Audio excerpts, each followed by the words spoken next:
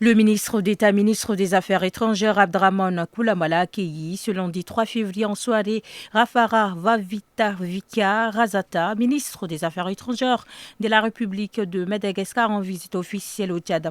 La chef de la diplomatie malgache est accompagnée d'une délégation de haut niveau comprenant notamment le candidat de la République de Madagascar à la présidence de la Commission de l'Union africaine. Cette visite s'inscrit dans le cadre du renforcement des relations bilatérales entre le Tchad et Madagascar, ainsi que des concertations diplomatiques en vue des échéances continentales à venir.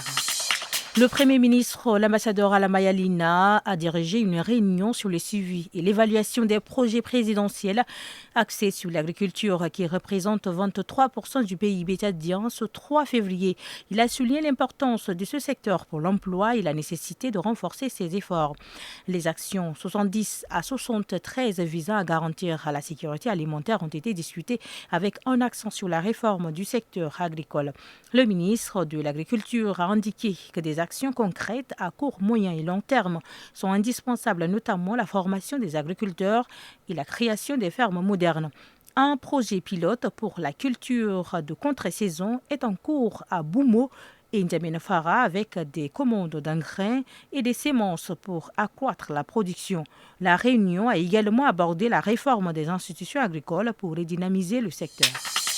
Les étudiants de l'Institut national du pétrole des Mao ont manifesté ce lundi 3 février devant le centre de l'Agence nationale des titres sécurisés de Mao suite à une agression sur l'un des leurs.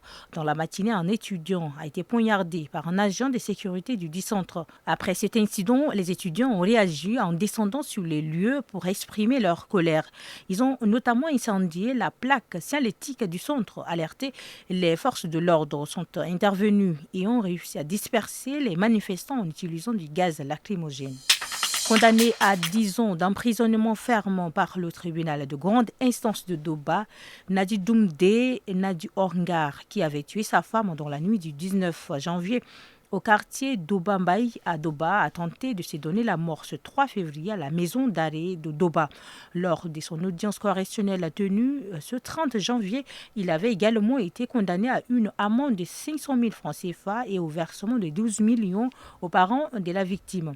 C'est avec une lame de rasoir que l'assassin, ayant poignardé sa femme à plusieurs reprises, a tenté de se mutiler en se coupant son organe génital. Transporté d'urgence à l'hôpital de Doba, le corps médical a constaté que l'organe génital avait été sectionné à moitié. Le personnel soignant a immédiatement intervenu en installant une sonde et en suturant la plaie. Les présidents Félix Tshisekedi de la République démocratique du Congo et Paul Kagame du Rwanda participeront à un sommet régional sur la crise en RDC qui se tiendra à Dar es Salaam en Tanzanie les 7 et 8 février. Ce sommet est organisé conjointement par la communauté de l'Afrique de l'Est et la communauté de développement de l'Afrique australe. Le sommet débutera par une réunion des ministres des deux blocs régionaux le 7 février, suivi d'une rencontre des chefs d'État le lendemain.